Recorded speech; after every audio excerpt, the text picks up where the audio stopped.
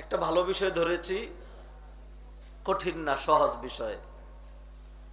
এটা সাধারণ মানুষের উপযোগী, সবাইকে ইনকারেজ করবে, উদ্বুদ্ধ করবে নেক আমল। তারপরে হলো সিয়াম, কিয়াম, তাকওয়া, পরহেজগারি, জান্নাত এবং জান্নাতের কর্মকাণ্ডের প্রতি আগ্রহী হওয়া, নিরাশ না হয়ে, অঘটন না ঘটিয়ে, বুক ভরা আশা নিয়ে ধীরে ধীরে সামনে এগিয়ে চলা এবং এর মাধ্যমে নাজাত সুনিশ্চিত করা। এটা হলো আজকের আলোচনার মূল লক্ষ্য। আল্লাহ আমাদেরকে তৌফিক এনায়েত করেন, খায়রের ফয়সালা করেন, বলি আমিন। ভাইয়েরা, আল্লাহ সুবহানাহু ওয়া তাআলা আমাদেরকে কেন সৃষ্টি করলেন? একটা কঠিন প্রশ্ন। আল্লাহ আমাদেরকে কেন সৃষ্টি করলেন? যদি জিজ্ঞেস করি, এক একজন উত্তর দিতে শুরু করবেন, দলিল দিতে শুরু করবেন। আমি আপনার উত্তরও নিব না, আপনার দলিলও নিব না। আপনি যে কোন উত্তরটা দিবেন এটা আমি জানি,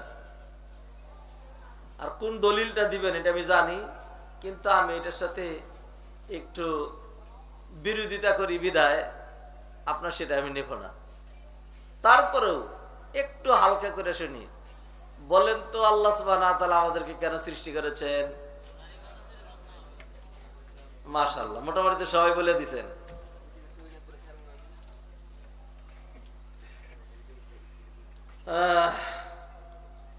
I am not agree with you. আপনার সাথে একমত পোষণ করলাম না। কিছু সময় ধৈর্য ধারণ করা লাগবে।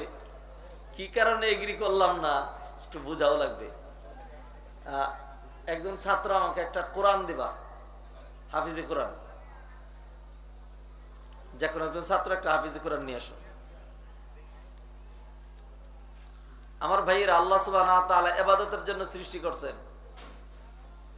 আল্লাহর ইবাদতের কি ঘাটতি ছিল, আল্লাহর কোন ইবাদত হচ্ছিল না, আর মানব জাতি এসে ইবাদত করে কি কি আগায় দিচ্ছেন আপনারা প্রমাণ করতে পারবেন? পারবেন না।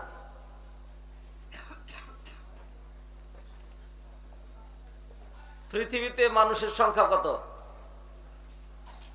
বর্তমানে? বলেন না কেন? 800 কোটি। 800 কোটি তো 24 ঘন্টায় আল্লাহর ইবাদত করে না? প্রথমেই 600 কোটি কাফের, যারা আল্লাহর ইবাদত দূরের কথা, আল্লাহর মাহাত্ম্য, বড়ত্ব, গুরুত্ব যারা স্বীকারই করে না। এরপরে থাকলো 200 কোটি মুসলিম। এর মধ্যে শিয়ারাও মুসলিম, কাদিয়ানিরাও মুসলিম, কুরআনীরাও মুসলিম, বেরলুবিরাও মুসলিম। এইভাবে যদি আমরা হিসাব করি তাহলে দেখব আসল মুসলিমের সংখ্যা নিতান্তই নগণ্য। আমরা যারা খুব ভালো মুসলিম, আহলে হাদিস, সহিহ আকীদার, অথবা যারা 5 ওয়াক্ত সালাত আদায় করে 4টা মাযহাবের অনুসরণ করে, যারা ভালো মানুষ, এদের কথাই যদি ধরি, কি কি ইবাদত এমন করেছেন যেই ইবাদত আল্লাহর কমতি ছিল, সেই ইবাদতের জন্য আল্লাহ সুবহানাহু ওয়া তাআলা আপনাকে সৃষ্টি করলেন। প্রমাণ করতে পারবেন না, ব্যর্থ হবেন। কারণ হলো, আমার আপনার যে ইবাদত, এই ইবাদত হাজারো ত্রুটিপূর্ণ। এছাড়া অন্যদের ইবাদত, ফেরেশতাদের ইবাদত ত্রুটিপূর্ণ, ত্রুটিমুক্ত। তারা শুধু ইবাদত আর ইবাদতই করে। কোরআনে কারীম ধরি, কোরআন থেকেই দলিল দেই। আল্লাহ সুবহানাহু ওয়া তাআলা সূরা বনী ইসরাঈল 15 পারার 5 নম্বর পৃষ্ঠায় ইরশাদ করছেন তুসাব্বিহু লাহুস সামাওয়াতুস সাব'ু ওয়াল আরদু ওয়া মান ফীহিন ওয়া ইম মিন শাইইন ইল্লা ইউসাব্বিহু বিহামদিহি ওয়ালাকিন লা তাফকাহুনা তাসবিহাহুম ইন্নাহু কানা হালিমান গফুরা। 15তম পারা 5 নম্বর পৃষ্ঠা সূরা বনী ইসরাঈল আয়াত নাম্বার 44 আয়াত তেলাওয়াত করেছি। পুরোটার অর্থ বলবো না, আংশিক অর্থ বলবো। আমার আঙ্গুলের নিচে আয়াতটা, এই আয়াতে আল্লাহ সুবহানাহু ওয়া তাআলা বলছেন 7 আসমান 7 জমিন এত দুবয়ের মাঝখানে যা কিছু আছে সব আল্লাহর তাসবিহ করে, গুণকীর্তন করে, ইবাদত করে।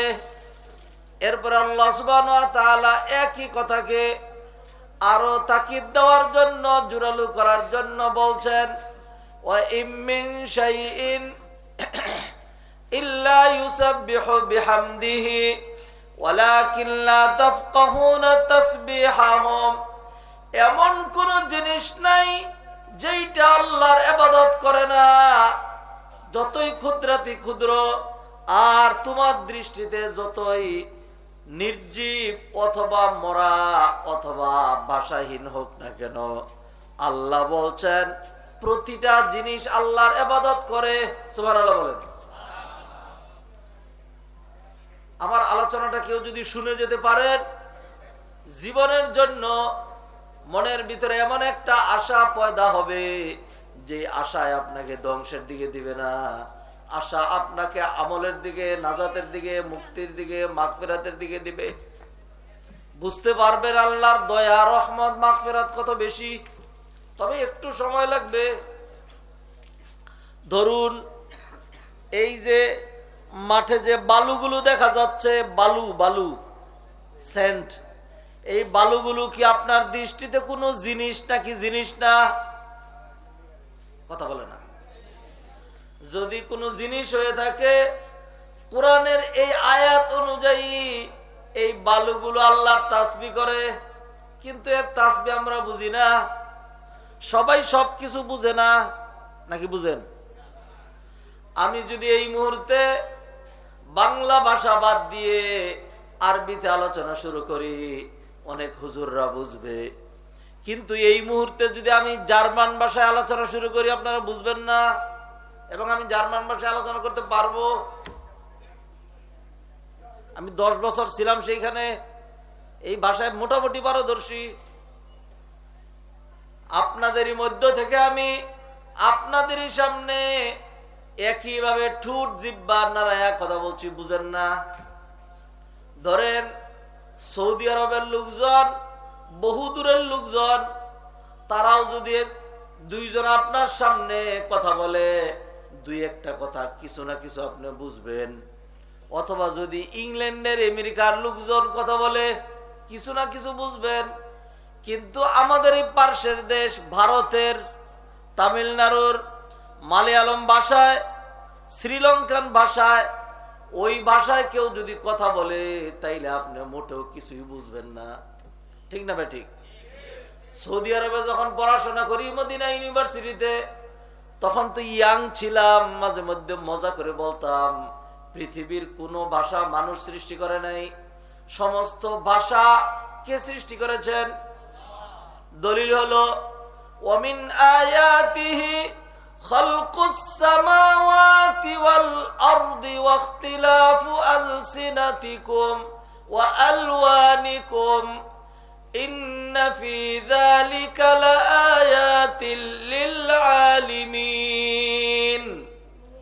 আসমান জমিন সৃষ্টি, তোমাদের বর্ণের বৈচিত্র্যতা, এই 2টা কথার মাঝখানে আল্লাহ সুবহানাহু ওয়া তাআলা নিয়ে আসলেন ওয়াখতিলাফু আলসিনাতিকুম, তোমাদের ভাষার বিভিন্নতা।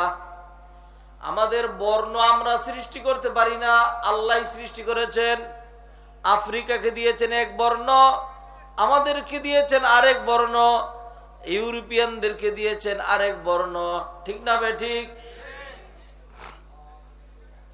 আর আসমান জমিন কে সৃষ্টি করেছেন? এই দুইটার মাঝখানে আল্লাহ নিয়ে আসলেন ওয়াখতিলাফু আলসিনাতিকুম, তোমাদের ভাষার বৈচিত্র্যতা, এইটাও মানুষ বানাইতে পারে না। আল্লাহ সুবহানাহু ওয়া তাআলা ভাষা শিক্ষা দেন। সূরা রহমানের শুরুতে আল্লাহ সুবহানাহু ওয়া তাআলা ইরশাদ করলেন, বিসমিল্লাহির রহমানির রহিম, আর রহমান আল্লামাল কুরআন খালাকাল ইনসান আল্লামাহুল বায়ান। দয়াময় আল্লাহ তিনি, যিনি মানুষকে কোরআন শিক্ষা দিলেন, মানুষ সৃষ্টি করলেন আর তাদেরকে ভাষা জ্ঞান দান করলেন। 1 মিনিট ব্যাখ্যা করি এখানে। আল্লাহ সুবহানাহু ওয়া তাআলা তার সুন্দর একটা নাম হলো রহমান। যেই রহমান এবং রহিম বিসমিল্লাহর মধ্যে আয়াতের অর্ধেক বিসমিল্লাহির রহমানির রহিম, ঠিক না বে ঠিক? সূরা ফাতিহার মধ্যে এই দুইটা শব্দ একটা আয়াত, আলহামদুলিল্লাহি রাব্বিল আলামিন। তারপর আয়াত কি? আর রহমানির রহিম। এইবার আল্লাহ সুবহানাহু ওয়া তাআলা সূরা রহমানে গিয়ে সূরার নাম দিলেন রহমান, আর প্রথম আয়াতটা একটা শব্দ দিয়ে বানালেন আর রহমান, মানে কি? মোস্ট গ্রেসিয়াস, দয়ার সাগর, তার দয়ার বড় দিক কি? আর রহমান আল্লামাল কুরআন খালাকাল ইনসানা আল্লামাহুল বায়ান। দয়াময় আল্লাহ তিনি, যিনি মানুষকে কোরআন শিক্ষা দিলেন।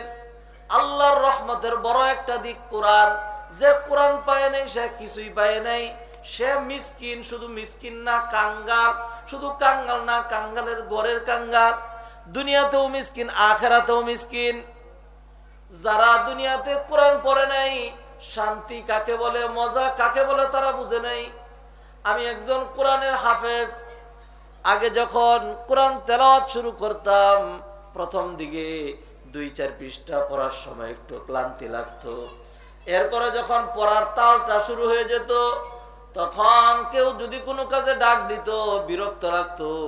কোরআন পড়লে, কোরআন পড়তে পড়তে এমন মজা লাগে, যেই মজা দুনিয়ার কোনো কিছুতে কখনোই আপনাকে ওই মজার সন্ধান দিতে পারবে না।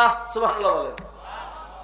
তাই তো আল্লাহ সুবহানাহু ওয়া তাআলা কোরআনে কারিমে নিজেই দাবি করলেন, সূরা রাদ 13 পারার 12 নম্বর পৃষ্ঠা, আল্লাযীনা আমানু ওয়া তাতমাইন্নু কুলুবুহুম বিযিকরিল্লাহ আলা বিযিকরিল্লাহি তাতমাইন্নুল কুলুব। এই যে আমার আঙ্গুলের নিচে আয়াতটা, আল্লাহ বললেন যারা ঈমানদার তারা যদি শান্তি পেতে চায়, তাতমাইন্নু কুলুবুহুম বিযিকরিল্লাহ, আল্লাহর জিকির দিয়া তাদের মনের ভিতরে শান্তি আসবে। আল্লাহর জিকির মানে কি? জিকির মানে আল্লাহর রাস্তে কশিন কালে হুক্কুর হুক্কুরের নাম জিকির না? হুক্কুর হুক্কুর কি না? জিকির না? জিকিরের নাম্বার 1 ব্যাখ্যা হলো কোরআনে কারীম। কারণ এই ব্যাখ্যাটা আল্লাহ সুবহানাহু ওয়া তাআলা নিজে করেছেন। আল্লাহ যে ব্যাখ্যা করেছেন এর উপরে আর কোনো ব্যাখ্যা হইতে পারে না। কোথায় এই ব্যাখ্যা করেছেন আল্লাহ সুবহানাহু ওয়া তাআলা? 14 পারার প্রথম পৃষ্ঠা, সূরা হিজর আয়াত নাম্বার 9। ওই আয়াতে আল্লাহ সুবহানাহু ওয়া তাআলা বললেন, ইন্না নাহনু নাযালনা যিকরা ওয়া ইন্না লাহু লাহাফিযুন। আমি আল্লাহ এই জিকির নাজিল করেছি, আর এই জিকিরের হেফাজতের দায় দায়িত্ব আমি আল্লাহ নিজেই গ্রহণ করেছি। আল্লাহু আকবার বলেন। ভাইজান, এটা কোরআনের মাদ্রাসা। শেখ ডক্টর শহীদুল্লাহ খান মাদানীকে ধন্যবাদ জানাই, শুকরিয়া জানাই। মাশাআল্লাহ, এখানে তিনি এই প্রতিষ্ঠানের কর্ণধার। এইটা এই এলাকার জন্য রহমতের একটা মার্কাজ, কল্যাণের একটা কেন্দ্র, নাজাতের একটা ঘাঁটি, মুক্তির একটা দিশা। সুবহানাল্লাহ বলেন। এইখান থেকে যদি আপনার একটা সন্তান কোরআনের হাফেজ হয়ে যেতে পারে, তাইলে মোটামুটি আপনি আশাবাদী। যত গুনাহ করেন না কেন, খালি যদি শিরিক মুক্ত মারা যেতে পারেন, ওই কোরআনের হাফেজ ইনশাআল্লাহ যদি ভালো হয়, সুপারিশ করে আপনাকে জান্নাতে নিয়ে যাবে। আল্লাহ সুবহানাহু ওয়া তাআলা সূরা তাহার মধ্যে ইরশাদ করলেন, ওয়ামান আরাদা আন যিকরি ফাইন্না লাহু মাঈশাতান দানকা। একজন ব্যক্তির যতই বাড়ি গাড়ি, মিল, ফ্যাক্টরি, ইন্ডাস্ট্রি, সম্পদ থাকুক না কেন, সে যদি কোরআন থেকে মুখ ঘুরিয়ে নেয়, কোরআনের সাথে সম্পর্ক কায়েম না করে, সব কিছু থাকার পরেও তার মনের ভিতরে কশ্চিন কালেও শান্তি থাকতে পারে না, কষ্ট আর কষ্টই থাকবে। ওয়ানাহশুরুহু ইয়াউমাল কিয়ামাতি আ'মা। আর কিয়ামতের দিন আল্লাহ সুবহানাহু ওয়া তাআলা তাকে অন্ধ করে উঠাবেন। কি করে উঠাবেন? অন্ধ করে উঠাবেন। তখন সে যুক্তি দিয়ে বলবে, রব্বি লিমা হাশারতানি আ'মা ওয়া ক্বাদ কুনতু বাসীরা। ও আল্লাহ, কেন আমাকে অন্ধ করে উঠাইলেন? মারা যাওয়ার সময় তো আমার দৃষ্টি ছিল। যে অবস্থায় মারা যায় তাকে তো ওইভাবেই তোলা হয়, তাহলে আমার অবস্থা এরকম কেন হলো? আল্লাহ জবাব দিবেন, ক্বালা কাযালিক আতাতকা আয়াতুনা ফানাসিতাহা ওয়া কাযালিকাল ইয়াউমা তুনসা। তোমার দ্বারো প্রান্তে, এই এলাকাবাসীরা খেয়াল করে শুনেন, তোমার দ্বারো প্রান্তে কোরআনের আহ্বান, কোরআনের ডাক, কোরআনের শিক্ষা, কোরআনের শিক্ষক, কোরআনের ছাত্র, কোরআনের প্রতিষ্ঠান, কোরআনের দাওয়াত সবই এসেছিল। ফানাসি তাহা, অন্ধ সেজেছিলে, সব ভুলে গিয়েছিলে, সেই দিকে তাকাও নাই। ইংলিশ মিডিয়াম, তোমার মনে হয়েছিল ইংলিশ মিডিয়াম না হইলে কেমনে হবে, এই দিকে ভ্রুক্ষেপ করো নাই। যেহেতু আসার পরেও চক্ষু বন্ধ করে অন্ধ সেজেছিলে, যেহেতু সেজেছ, সেই জন্য আমি আল্লাহ তোমাকে অন্ধই বানিয়ে দিয়েছি। বলেন নাউজুবিল্লাহ। আমার ভাইরা, আমি এই আলোচনা করছিলাম না, প্রসঙ্গক্রমে আলোচনা এসছে, সেই জন্য বলছিলাম আল্লাহ সুবহানাহু ওয়া তাআলা আমাদেরকে যেই সুন্দর সুযোগ দিলেন, কোরআনের মাদ্রাসা দিলেন, এইটার সাথে যদি সম্পর্ক করেন নাজাত পেয়ে যাবেন। আর যদি সম্পর্ক না করেন, তাইলে আপনার কি কি গেছে আমার দিকে খেয়াল করেন। আপনার আমও গেছে, পরে আর কি গেছে? সালাও গেছে। দুনিয়া যাবে, বারজাখি জগতে জাহান্নামের টুকরার মধ্যে, গর্তের মধ্যে পড়ে থাকবেন। দুনিয়াও যাবে, আখিরাতও যাবে, যাবেই যাবে, কোন রকম সন্দেহ নাই। দুনিয়াতে শান্তি পাবেনই না, দুনিয়াতে শান্তি পাবেনই না। কোরআন ছাড়া শান্তি পাওয়া যায় না। আর কবরে যখন যাবেন, আমার ভাইরা খেয়াল করেন, এই কথাগুলো এই জন্য বলছি যাতে সন্তানগুলোকে এই মাদ্রাসায় পাঠান। মাদ্রাসায় যদি নাও পাঠান, এই মাদ্রাসা চলবে। আল্লাহ সুবহানাহু ওয়া তাআলা মাদ্রাসার যে রিজিক, মাদ্রাসার যা দরকার আল্লাহ ব্যবস্থা করে দেন। এক ছেলে পাগড়ি নিয়ে গেল, বাড়ি কোথায়? ঠাকুরগা। কোথায়? ঠাকুরগা। দূর দূরান্ত থেকে আসবে, বঞ্চিত হবে এলাকার। তাহলে কি হইলো? মাদ্রাসা বঞ্চিত হয়নি, আপনি বঞ্চিত হইলেন। সংক্ষিপ্ত করি, মূল আলোচনা চলে যাব। আলোচনা তো আজকে চাইলেও লম্বা করার কোনো সুযোগ নাই, সংক্ষিপ্ত করবো ইনশাআল্লাহ। আমার ভাইয়েরা, দুনিয়ার কথা একদম বাদ দিলাম। আল্লাহ সুবহানাহু ওয়া তাআলা কোরআনে এমন মজা দিয়েছিলেন, যেই মজা কোনোদিন শেষ হয় না। একটা উদাহরণ না দিয়ে পারলাম না। এই দেখেন, বিভিন্ন সময় কত রকম গান বের হয় মানুষের মুখে মুখে, বাসে, গাড়িতে, লঞ্চে, হোটেলে, হ্যাঁ, যে কোনো জায়গায় গান ওইটা বাজতেই থাকে। কিছুদিন পরে ওই গান চিরদিনের জন্য বিদায় হয়ে যায়, আর খুঁজেও পাওয়া যায় না। 100 বছর আগের একটা গান এখনো পর্যন্ত সবার মুখে মুখে সবাই গায়, এরকম একটা গানের নাম আমার দেখান। দেখাইতে পারবেন না। কিছুদিন আগে একটা গান আসছিল, এখন আর এই গান কারো মুখে শুনি না। ওই যে কইতে কয়, আইলারে নয়া দামান আসমানের তারা, আছে এটা? এর আগে ছিল হাওয়া হাওয়া আয় হাওয়া, আছে এখন?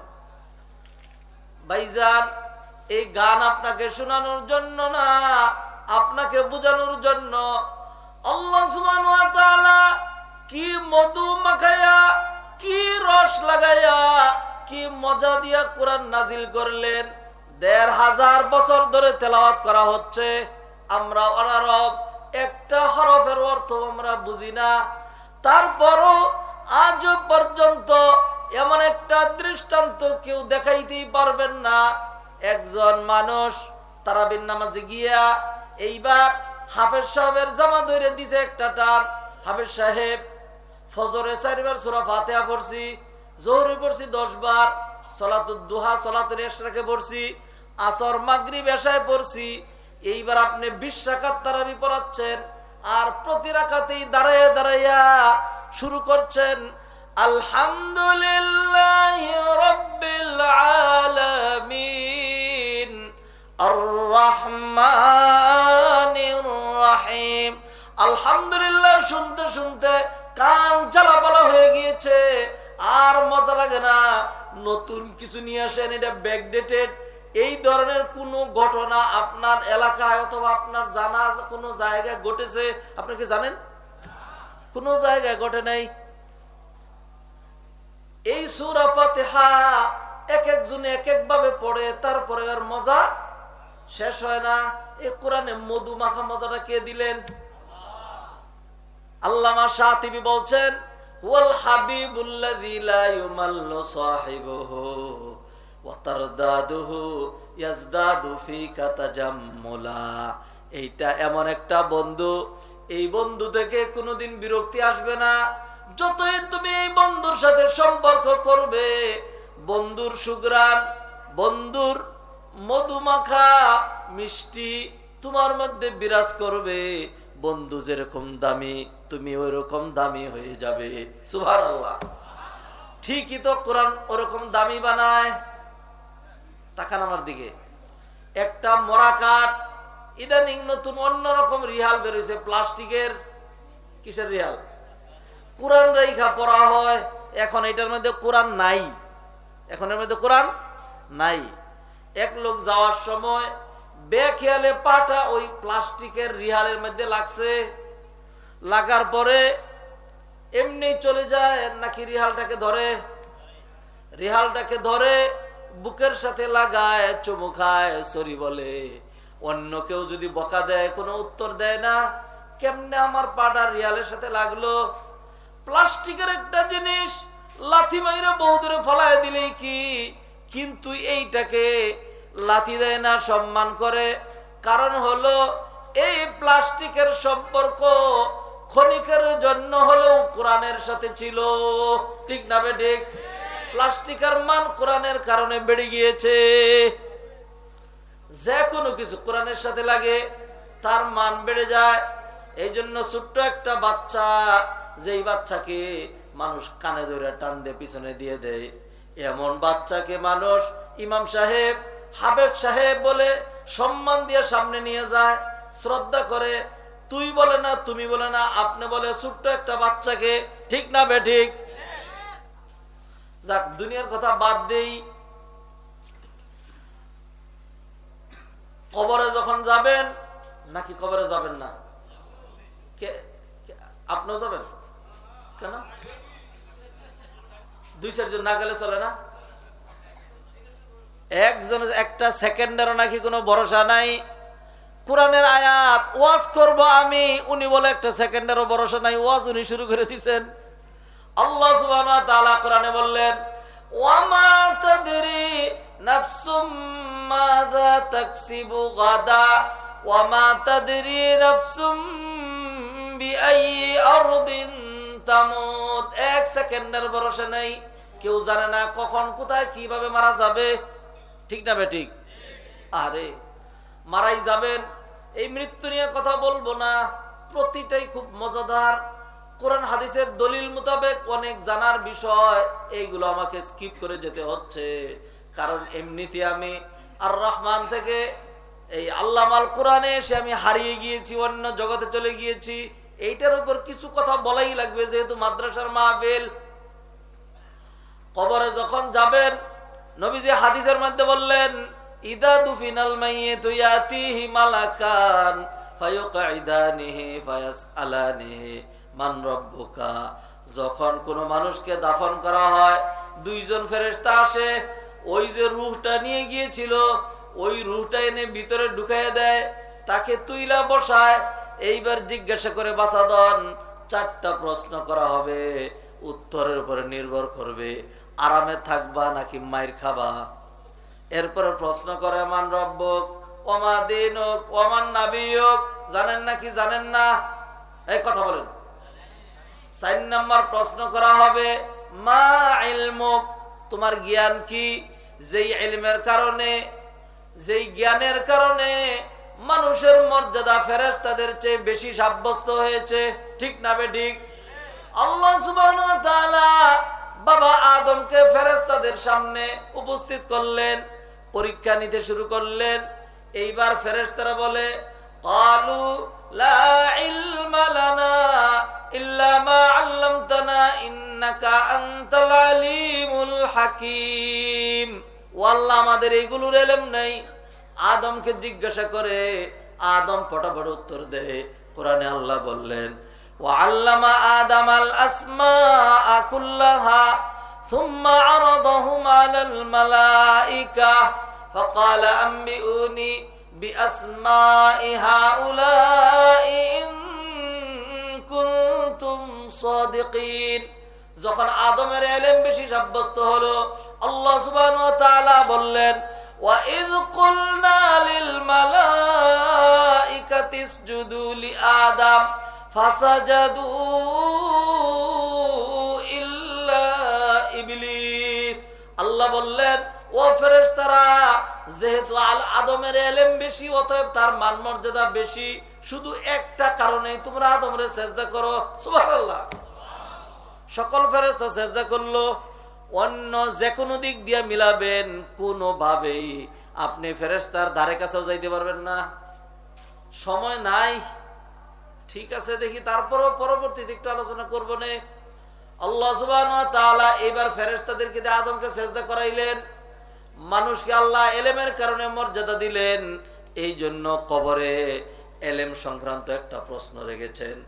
ধরে নিই যে আমার সাথে এইখানে বসা ছিলেন ডক্টর শহীদুল্লাহ খান মাদানী, উনি পিএইচডি করেছেন, আর আমি বুড়া পিএইচডি করেছি। এই দুইজন একই সাথে পিএইচডি করেছি, একসাথে পিএইচডি শেষ করেছি। আমি মনে করি ডক্টর শহীদুল্লাহ খান মাদানী এবং আমার চেয়ে বেশি ডিগ্রিওয়ালা আপনার এখানে কেউ নাই, থাকার কথাও না। কারণ হলো পিএইচডির উপরে আর কোনো ডিগ্রি নাই। ঠিক কিনা? যদি কবরে যাওয়ার পরে আমাকে প্রশ্ন করা হয়, মা ইলমু, কি শিখেছিলা? আমি যদি বলি আই ওয়াজ ডক্টর, আমার মনে হয় বলার সাথে সাথে মায়ের যে কোন দিক দিয়ে শুরু হবে টেরও পাবো না। ঠিক না ঠিক? কেউ যদি বলে I was professor of medicine, আমি ইংরেজিতে বগর বগর করতাম, যা কিছুই বলুক না কেন কোন রকম উত্তর কাউন্ট করা হবে না।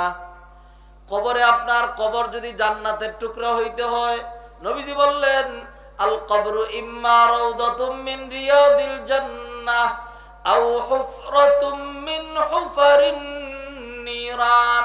জান্নাতের টুকরা হবে অথবা জাহান্নামের গর্ত হবে, নির্ভর করবে তার এই উত্তরের উপরে।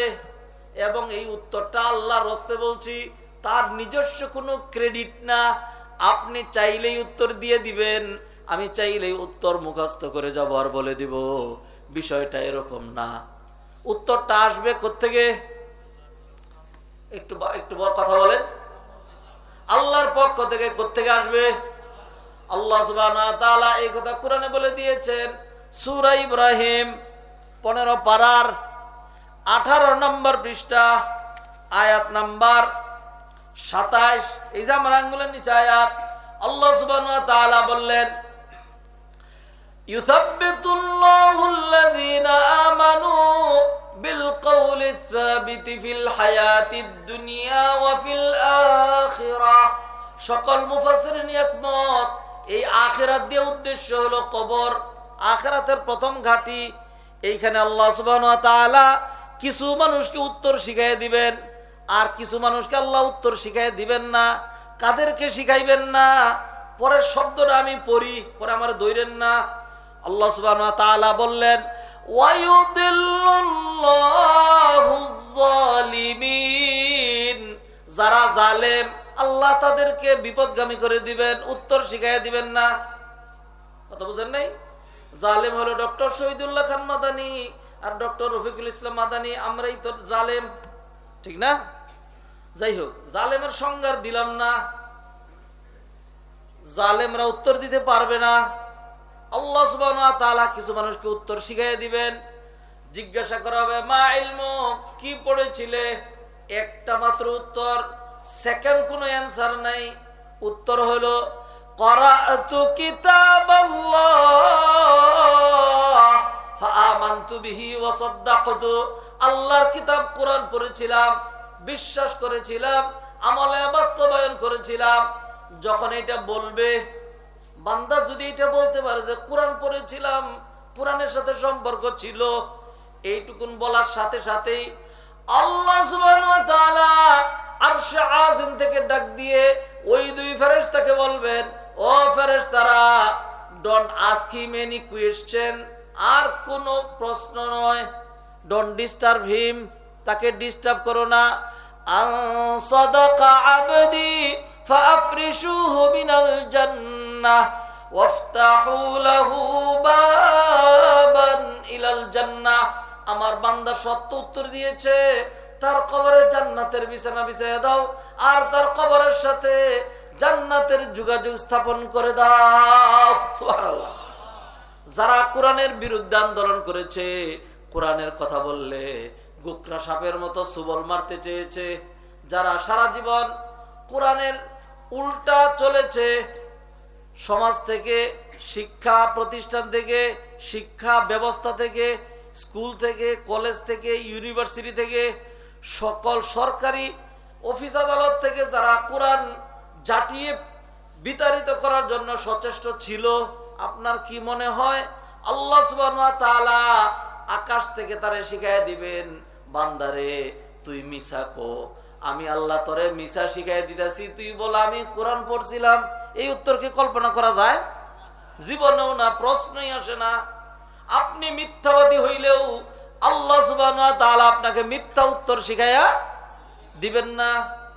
অতএব যদি মনে করেন কবরের মুক্তি দরকার, কবরটা জান্নাতের টুকরা হোক, তাহলে কোরআনের সাথে সম্পর্ক করার দরকার আছে নাকি নাই? অতএব এই মাদ্রাসার ইটের সাথে সম্পর্ক করেন, এই মাদ্রাসার মাঠের সাথে সম্পর্ক করেন, ছাত্রদের সাথে সম্পর্ক করেন, হুজুরদের সাথে সম্পর্ক করেন, আর আফসোস করে করে বলেন, আরে আমি কপাল পুরা বুড়া হয়ে গেছি, এই ছাত্ররা যেমনে পড়ে এমনে পড়তে পারলাম না, পারি আর না পারি কোরআনের খেদমত করে যাব। যদি কোরআনের খেদমত করেন, এই উসিলায় আল্লাহ সুবহানাহু ওয়া তাআলা কোরআনের সাথে সম্পর্ক করার কারণে কবরে আপনাকে উত্তর শিখাই দিবেন ইনশাআল্লাহ। তাইলে কবরে কোরআন লাগবে নাকি লাগবে না?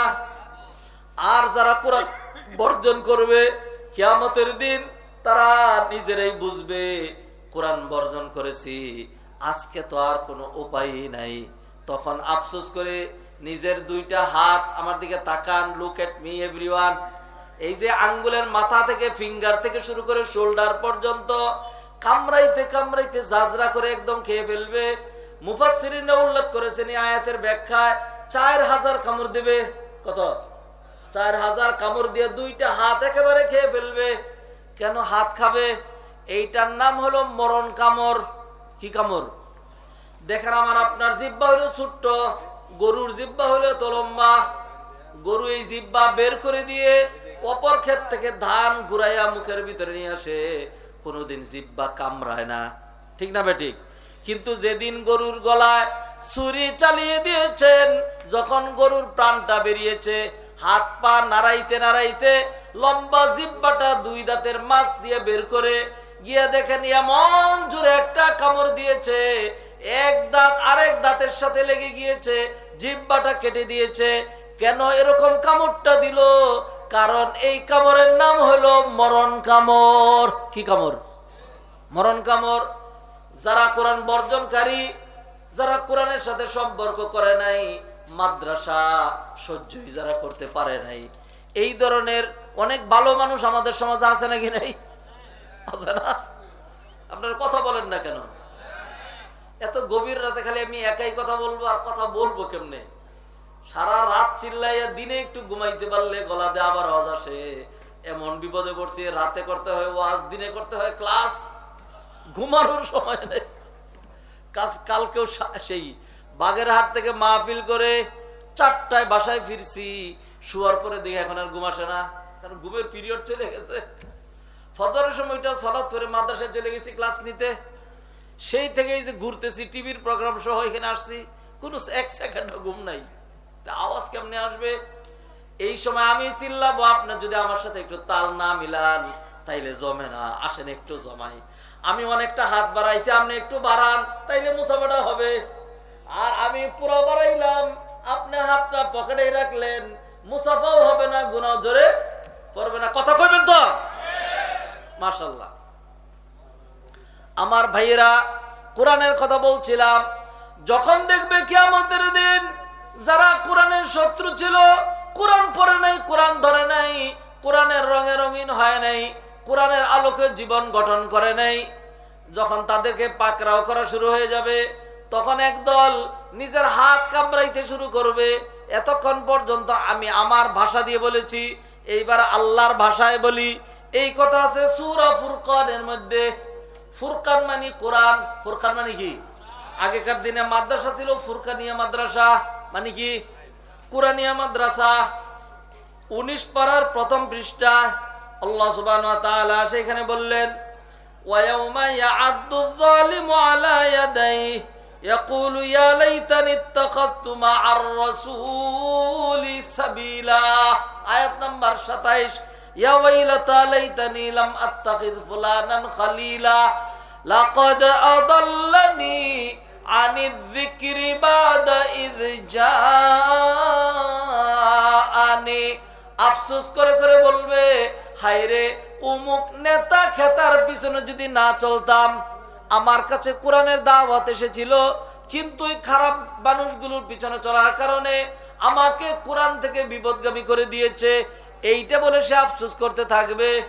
আর ঠিক ওই মুহূর্তেই ওয়াকালার রাসূলু ইয়া রাব্বি ইন্না কওমি ইত্তাখাযু হাযাল কুরআনা মাহজুরা।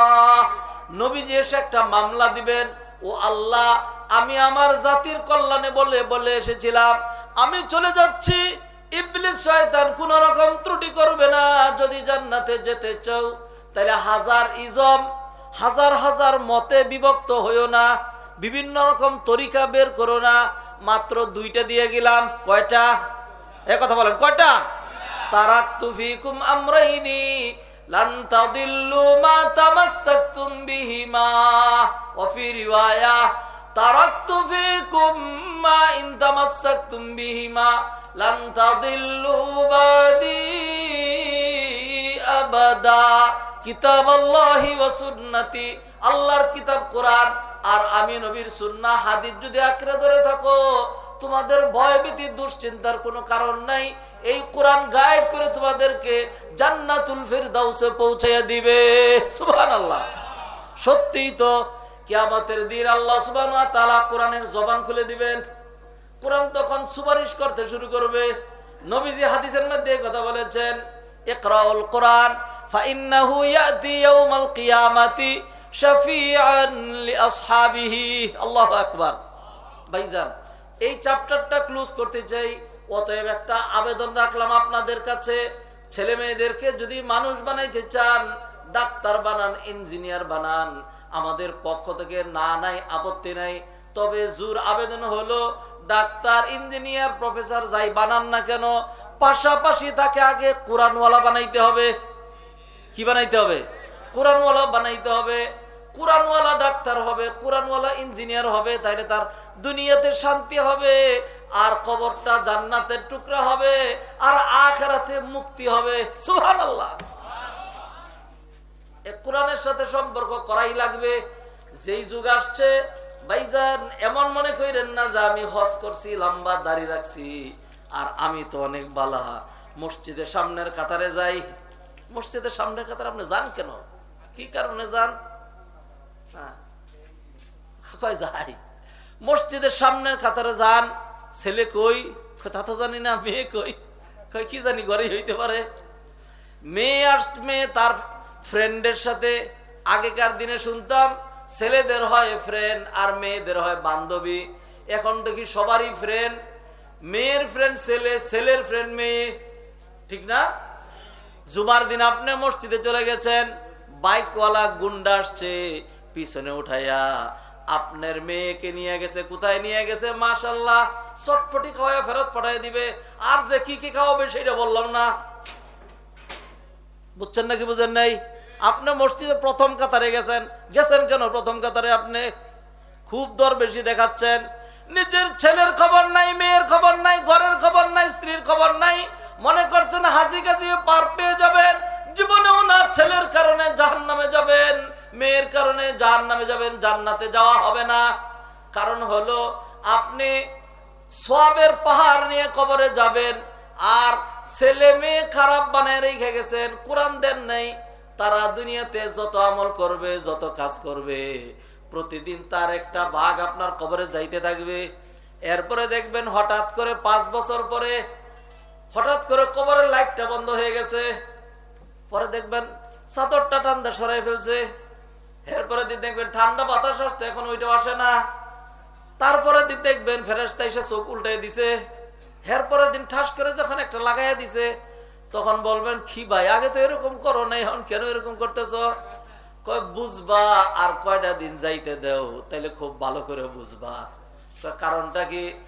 কারণ হইলো তুমি অনেক সব নিয়ে আসছিলা, এই জন্য তোমার সাথে আমরা ভালো আচরণ করছি।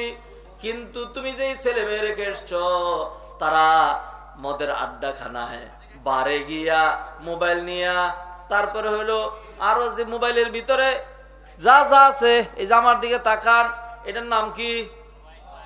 না, এটার নাম হলো জাহান্নাম। এটার নাম কি? মুরব্বীরা বুঝবেনই না এটার নাম জাহান্নাম কেমনে হয়। আপনি যে বুঝেন নাই, আপনি খুব ভালো আছেন, কপালওয়ালা বাইসে গেছেন।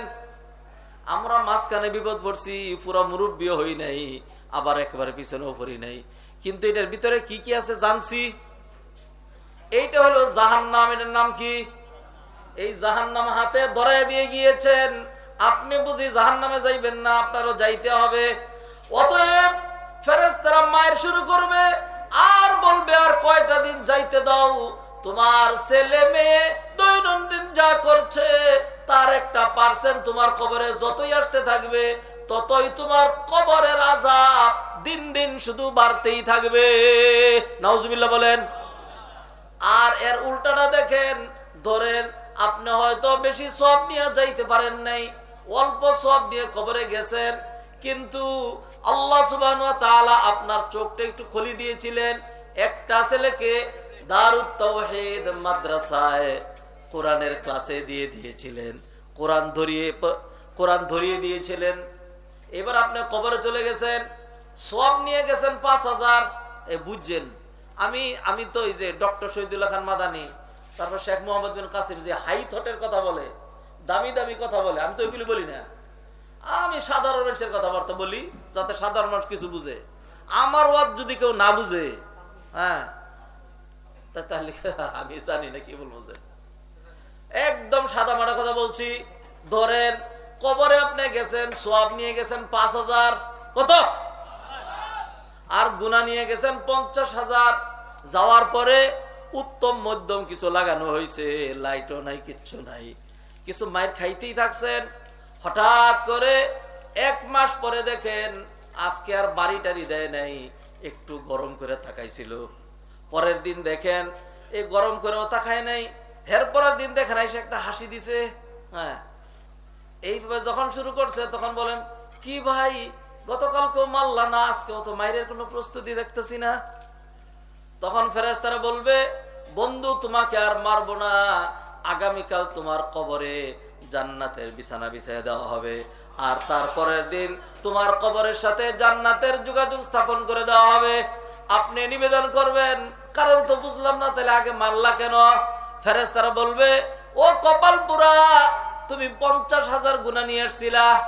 ও কপালওয়ালা, একটা কাজ ভালো করে আসছিলা, তুমি তোমার নাতিটারে, তোমার ছেলেটারে দারুত তাওহীদ মাদ্রাসায় দিয়ে আসছিলা। এইবার সে প্রতিদিন কোরআন পড়ে, এইবার সে কোরআনের হাফেজ হয়েছে, ইমামতি করে, এইবার সে দায়ী হয়েছে, মানুষকে দাওয়াত দেয়। সে যতগুলো ভালো কাজ করে তার একটা পার্সেন্ট তোমার কবরে আসছে।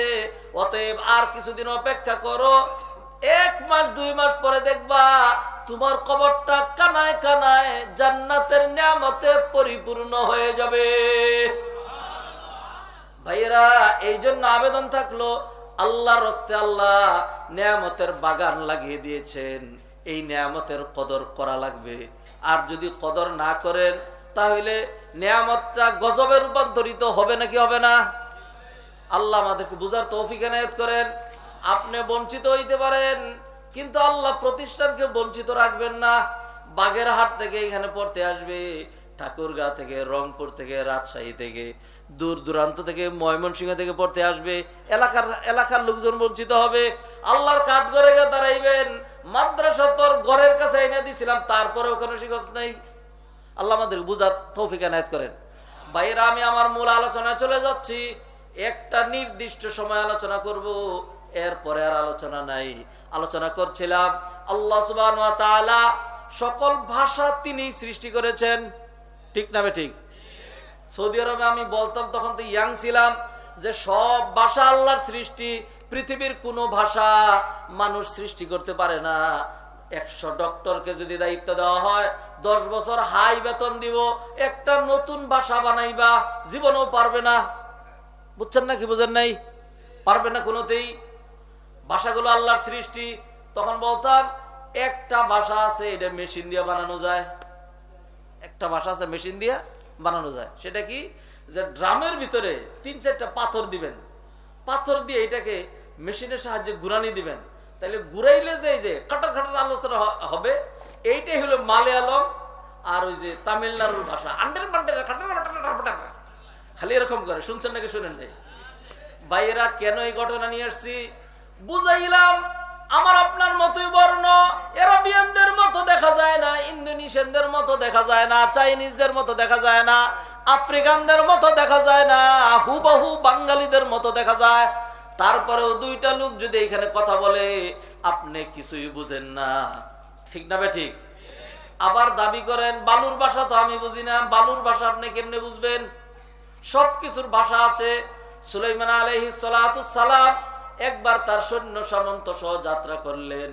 আল্লাহ এই ঘটনা তুলে ধরেছেন 19 পারার সূরা নামলের মধ্যে। নামল মানে পিপিলিকা। রানী পিপিলিকা আদার খাচ্ছিল না, তদারকি করছিল, অন্যগুলো আদার সংগ্রহে ব্যস্ত। রানী পিপিলিকা কান খাড়া করে শুনলো, ধপধপ ধপধপ করে সুলাইমান তার বাহিনী সহ আসছে। এইবার রানী একটা ভাষণ দিল, ক্বালাত নামলাতুন ইয়া আইয়ুহান নামলু দুখুলু মাসাকিনাকুম। ও পিপিলিকারা, তাড়াতাড়ি গর্তের ভিতরে ঢুকে যাও। লা ইয়াহতিমান্নাকুম সুলাইমানু ওয়া জুনুদুহু ওয়া হুম লা ইয়াশউরুন।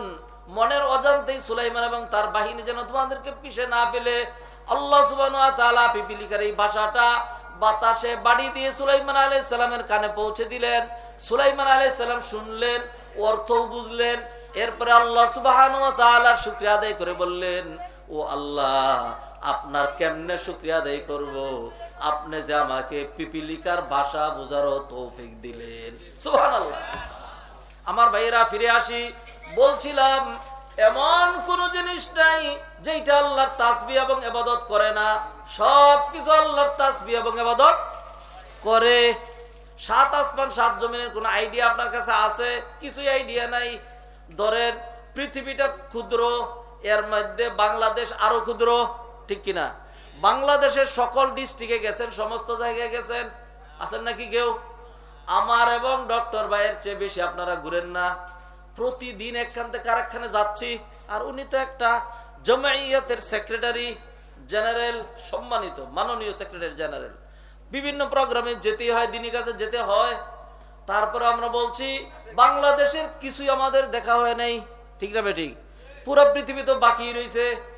এই পৃথিবী যে কোনো ভাবে ঘুরে আসেন মাত্র 25,000 মাইল। আর সূর্যটা পৃথিবীর চাইতে 13 লক্ষ গুণ বড়। 13 লক্ষ গুণ এত ছোট দেখা যায়, কারণ 9,30,00,000 মাইল দূরে। তাহলে পৃথিবীতে দূরত্ব আছে মাত্র 25,000 মাইল। আর পৃথিবী থেকে সূর্যের দূরত্ব 9,30,00,000 মাইল, ঠিক না? আরো তারকা আছে যেটা সূর্যের চাইতেও 13 লক্ষ গুণ বড়। আরেকটা তারকা আছে যে ওইটার চাইতেও 13 কোটি গুণ বড়।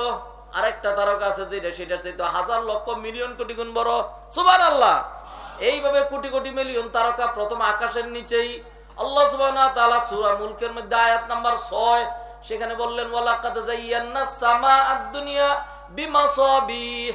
তারকারাজির সৌন্দর্য দিয়ে আমি দুনিয়ার আকাশটাকে সাজিয়েছি। সুবহানাল্লাহ।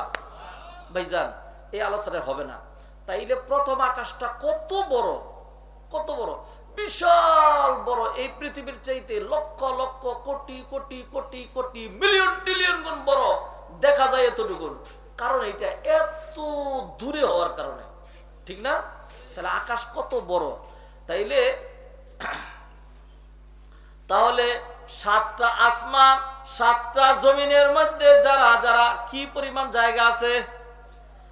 নবীজি হাদিসের মধ্যে বললেন, মা ফিস সামাওয়াতিস সাব'i মাওদিউ কদামিন ওয়ালা শিবরিন ওয়ালা কাফিন ইল্লা ওয়া ফীহি মালাকুন কাঈমুন আও রাকিউন আও সাজিদ। 7 আসমানের মধ্যে 4 আঙ্গুল পরিমাণ জায়গা কোথাও ফাঁকা নাই যেখানে কোনো না কোনো ফেরেশতা হয়তো দাঁড়িয়ে, না হয় রুকুতে, না হয় সিজদায় আল্লাহর তাসবিহ করছে না। সুবহানাল্লাহ। ত্রুটি মুক্ত তাসবিহ। এমন ফেরেশতা আছে সিজদায় আছে 10 কোটি বছর ধরে, তার উঠার কোনো চিন্তাই নেই। কারণ তিনি নরও না, নারীও না, দুর্বলও না, মানুষও না, আহার নাই, নিদ্রা নাই, খাবারের চাহিদা নাই। আল্লাহ যেই কাছে দিয়েছেন এইটাই তার সহজ। গুনার কোনো মানসিকতা তার। লা ইয়াসুনাল্লাহা মা আমারহুম ওয়া ইয়াফআলুনা মা ইউমারুন। এইভাবে ফেরেশতারা ইবাদত করে। আকাশে একটা মসজিদ আছে, ওইটার নাম মসজিদে বাইতুল মামুর। 70,000 ফেরেশতা এসে একটা তওয়াফ দিয়ে চলে যায়। এরপর আরেক 70,000 আসে। যখন থেকে শুরু হয়েছে আজ পর্যন্ত কোন ফেরেশতা দ্বিতীয়বার আসা লাগে নাই। কিয়ামত পর্যন্ত দ্বিতীয় চান্স পাবে না। এত ফেরেশতারা আল্লাহর ইবাদত করতেই থাকে। ফেরেশতাদের কথা আল্লাহ কোরআনে বললেন, বাল ইবাদুম মুকরামুন লা ইয়াসবিকুনাহু বিল কওলি ওয়া হুম বিআমরিহি ইয়ামালুন ইয়ালামু মা বাইনা আইদিহিম ওয়া মা খালফাহুম ওয়া লা ইয়াশফাউন। আল্লাহু আকবার। ফেরেশতাদের কথা বললাম, তাড়াহুড়ো করে এইখানেই শেষ। আর অন্যান্য সৃষ্টি যা আছে সব কিছু আল্লাহর ইবাদত করে। আপনার দৃষ্টিতে বাসটা মরা, আল্লাহর দৃষ্টিতে মরা যেটা নেই। বালুকণা যদি হয় তারও একটা কি আছে? ভাষা আছে, তারও একটা জবান আছে। এই যে করোনা গেল কিছুদিন আগে, করোনায় হাজার হাজার মানুষ, লক্ষ লক্ষ মানুষ মারা গেছে। সারাটা বিশ্বকে একেবারে থমকে দিয়েছিল, নাকি থমকে দেয় নাই? একেবারে আটকে দিয়েছিল, সব বন্ধ করে দিয়েছিল।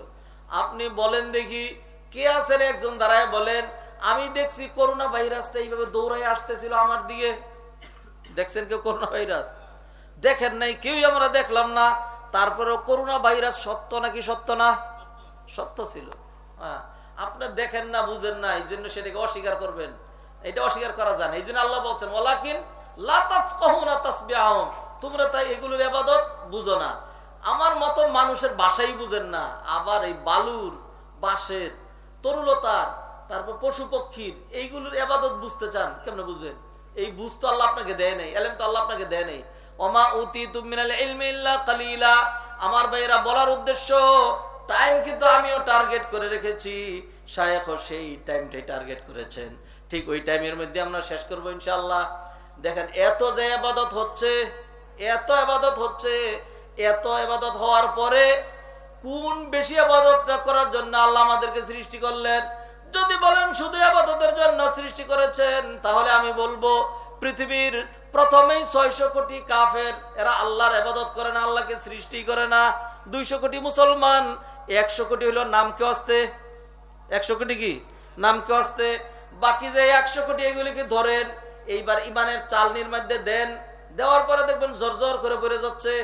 ইমানের একটা চালনি বানাবেন কি দিয়া? ইমানের সংজ্ঞা হলো তাসদীক বিল জিনান, ইকরার বিল লিসান, ওয়াল আমালু বিল জাওয়ারিহ ওয়াল আরকান। এই তিনটা দিয়ে ইমান হয়। হাদিসে জিবরিলে নবীজি সাল্লাল্লাহু আলাইহি ওয়াসাল্লাম ইমানের সংজ্ঞা দিয়েছেন 6টা দিয়া, আন তুমিনা বিল্লাহি ওয়া মালাইকাতিহি ওয়া কুতুবিহি ওয়া রুসুলিহি ওয়াল ইয়াউমিল আখিরি ওয়াল কদরি খাইরিহি ওয়া শাররিহি মিনাল্লাহি তাআলা। এইগুলো দিয়ে আপনি টানা দেন, একটা চাকরি বানানোর জন্য টানা তৈরি করেন। আর নবীজি অন্য হাদিসে বললেন আল ঈমানু বিদউ ওয়া সাবউনা শুবা, ওইগুলো দিয়ে বুনান, ইমানের চাকরিটা বুনান। এইবার ইমানদারগুলো 100 ইমানদার যারা আছে এইখানে দেন, দেখবেন কেউ ওই ফাঁকা দিয়া, কেউ ওই ফাঁকা দিয়ে পড়ে যাচ্ছে। যেমন ছোট্ট উদাহরণ দেই, সময় নাই তারপরেও একটু না দিলে চলে না।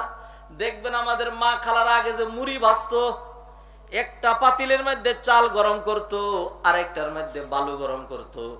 এই দুই গরম আরেকটার মধ্যে ঢেলে দিত। এখন বালু আর চাল মুড়ি একসাথে, ঠিক কিনা, খাওয়া যাবে? যাবে না।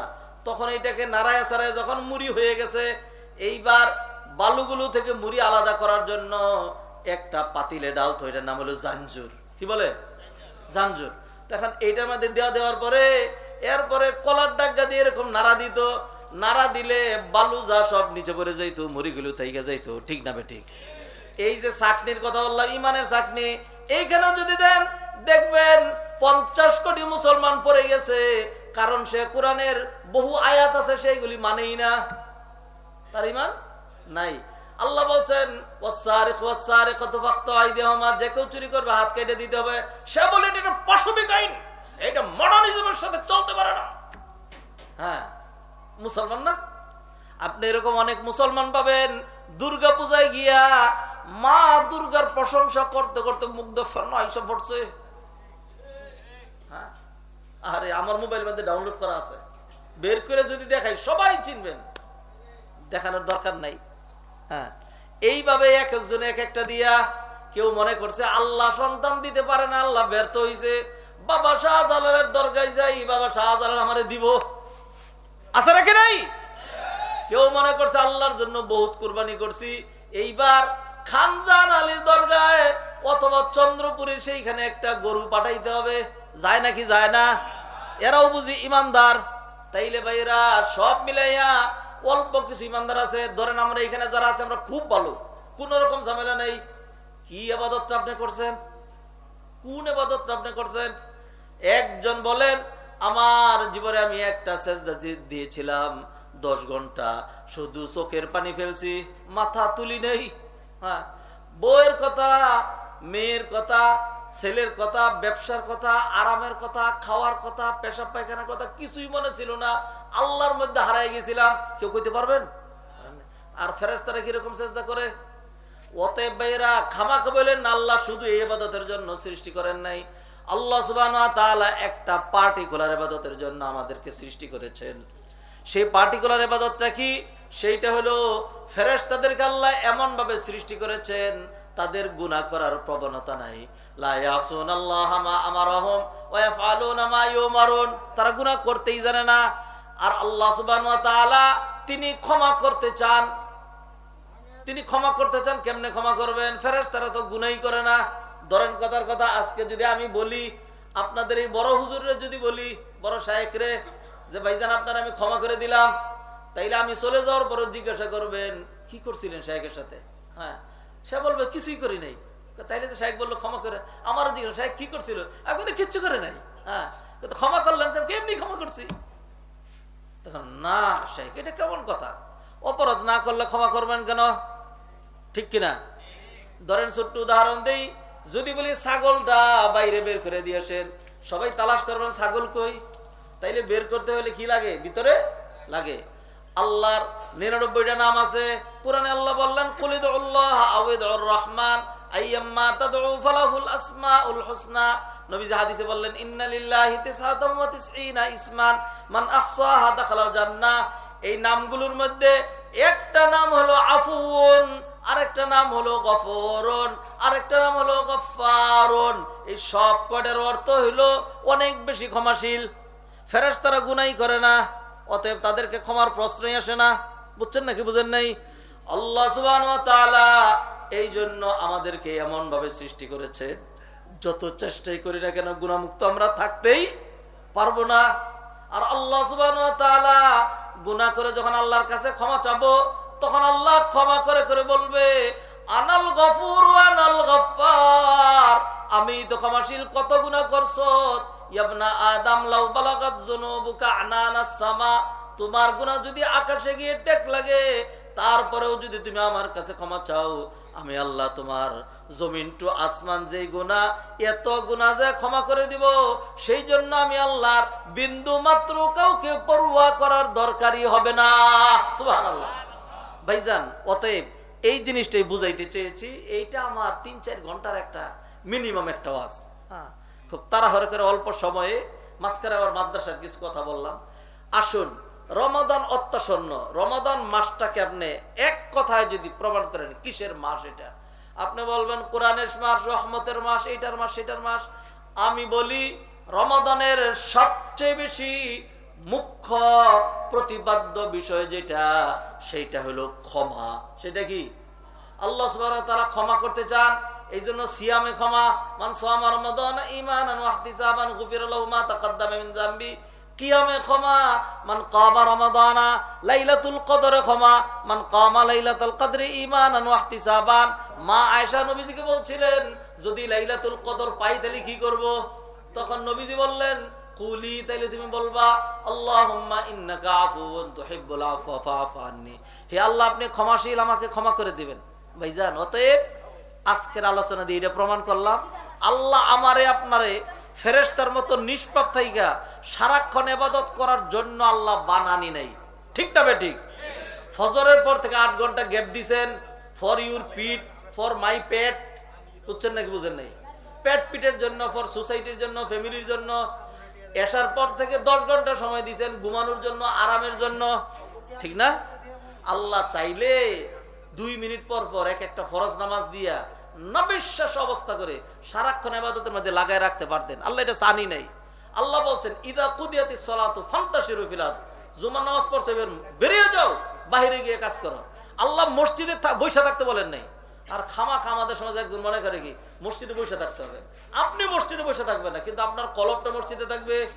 এই জন্য নবীজি হাদিসের মধ্যে বলছেন 7 ব্যক্তি আরশের নিচে ছায়া পাবে, অথবা আল্লাহর ছায়ার নিচে ছায়া পাবে। তার মধ্যে এক ব্যক্তি হলো রাজুলুন জালিসুন ফিল মসজিদ। নাকি রাজুলুন জালিসুন ফিল মসজিদ, ওই ব্যক্তি যে মসজিদে বসে থাকে। হাদিসে এরকম আছে। রাজুলুন কলবুহু মুআল্লাকুন বিল মাসাজিদ, ওই ব্যক্তি যার কলব মসজিদে থাকে। আল্লাহু আকবার। অতএব ভাইয়ের, আল্লাহ এটা চান নাই যে আমরা সারাক্ষণ খালি ইবাদতই করব, আল্লাহ এটা চানই নাই। আল্লাহ যদি চাইতেন তাহলে আমাদেরকে ওরকম ইবাদত করাইতে পারতেন। আল্লাহ এটা চানই নাই যে আমাদের ইবাদত না করলে, আমরা ইবাদত না করলে আল্লাহর খুব ঘাটতি হয়ে যাচ্ছে। কুল কায়নাতে সব আল্লাহর ইবাদত করছে। এই জন্য তো 600 কোটি আল্লাহ কাফের বানাইছেন। আল্লাহ কিচ্ছু ধারও ধারেন না, দরকার নেই এদের ইবাদতের। জিব্রাইলের মতো এত শক্তিশালী ফেরেশতাকে, হ্যাঁ, কি পরিমাণ শক্তিশালী বর্ণনা দিচ্ছি না, কোরআন হাদিসের আলোকে সময় নাই, টাইম এক্সিট হয়ে গেছে। আল্লাহ সুবহানাহু ওয়া তাআলা জিব্রাইল, ইসরাফিল, মিকাইল এবং তারপরে মালাকুল মউত বা আজরাইল একদম সোজা রাখতে পারছেন নাকি পারেন নাই? আল্লাহ ফেরেশতাদেরকে সোজা রাখতে পারছেন নাকি পারেন নাই? পারছেন। আমি আপনি সোজা থাকলাম না কেন? আল্লাহ যদি চাইতেন তুই তোর বাপ দাদা 14 গোষ্ঠী একদম সোজা থাকবি, একটু এদিক সেদিক যাইতে পারবি না, তাহলে আল্লাহ পারতেন নাকি পারতেন না? আল্লাহ এটা চানই নাই। আমরা যদি এখন থেকে নিয়ত করি, এখন থেকে আমরা যদি সারা বিশ্বের মানুষ, হ্যাঁ, ধরেন এইভাবে ফাইনাল সিদ্ধান্ত নিয়ে নিলাম, আজকের থেকে we are as like as angel, আর কোনো গুনাহ করব না, খালি ইবাদত করব। এটা যদি আমরা পৃথিবীর মানুষ এই সিদ্ধান্ত নেই, তাইলে আল্লাহ সুবহানাহু ওয়া তাআলা বলবেন তোদের মতো এত ভালো মানুষ আমার দরকার নাই। গজব দিয়ে আমাদেরকে ধ্বংস করে দিবেন। আল্লাহর কেমন দরকার? এমন কিছু মানুষ দরকার যাদের গুনাহ হবে আর বারবার মাফ চাই বলবে আল্লাহ ভুল করছি ক্ষমা করে দাও। আল্লাহ এইটারে পছন্দ করেন। সুবহানাল্লাহ বলেন। দলিল মুসলিমের হাদিস, আর কোন আলোচনা নাই। নবীজি সাল্লাল্লাহু আলাইহি ওয়াসাল্লাম বলেন লাউলাম তুযনিবু লাযাহাবাল্লাহু বিকুম ওয়ালা জাআ বিকওমিন ইউযনিবুন ফায়াস্তাগফিরুনাল্লাহ ফায়াগফিরু লাহুম। তোমরা যদি গুনাহ না করতা তাহলে আল্লাহ সুবহানাহু ওয়া তাআলা তোমাদেরকে ধ্বংস করে দিতেন, এমন আরেকটা জাতি সৃষ্টি করতেন যারা বারবার গুনাহ করে আল্লাহর কাছে ক্ষমা চাইতো। ও ভাইয়েরা, শাইখ বলছিলেন রমজানের 11 দিনও বাকি নেই, কয়েকদিন। আসুন আল্লাহর কাছে দোয়া করি এইবার রমজান যদি পাই তাইলে এটা আমাদের প্রতিজ্ঞা, ইনশাআল্লাহ জীবনে যত গুনাহ করছি সমস্ত গুনাহ, সিয়াম, কিয়াম, কুরআন তেলাওয়াত, দান সদকা, সারাদিন দোয়া, ইফতারের সময় দোয়া, সেহরির সময় ইস্তিগফার, সবকিছু দিয়া ইনশাআল্লাহ যত গুনাহ করছি সমস্ত গুনাহ ইনশাআল্লাহ ক্ষমা করাবো ইনশাআল্লাহ। আল্লাহ আমাদেরকে তৌফিক এনায়েত করেন। সুবহানাকাল্লাহু ওয়া বিহামদিকা আশহাদু আল্লা ইলাহা ইল্লা আনতা আস্তাগফিরুকা ওয়া আতুবু ইলাইক ওয়া মা তাওফিক ইল্লা বিল্লাহ। আসসালামু আলাইকুম ওয়া রাহমাতুল্লাহি ওয়া বারাকাতুহু।